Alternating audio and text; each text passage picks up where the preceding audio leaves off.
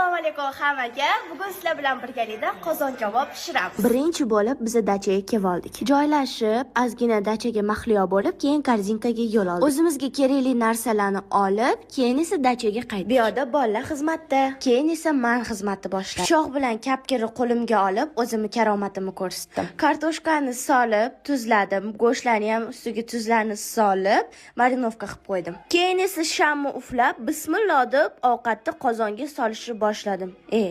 Kartoshkani demoqchi edim. Yog'im qiziguncha salatga piyoz to'g'radim, eshitdinglar.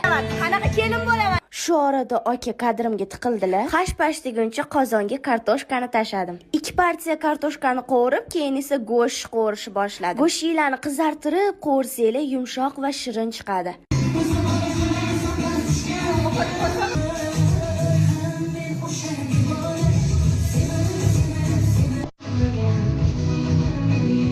Yana bitta akam kelib pishmagan kartoshkani yedilar-yu.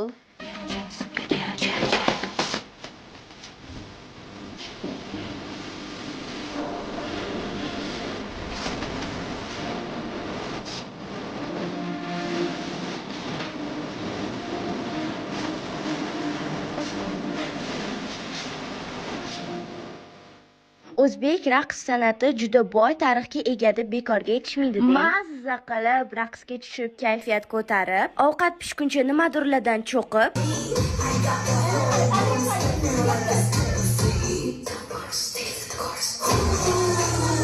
qozon kabob pishguncha eshitmagan qo'shig'imiz qolmadi, ishonaveringlar. Jennidan tortib Jennifer Lopesgacha, Michael Jacksondan tortib Shakiragacha eshitdik. Ovvalo ovqat tayyor, chiroyli qilib suzib, Bo'lsinlar-yu!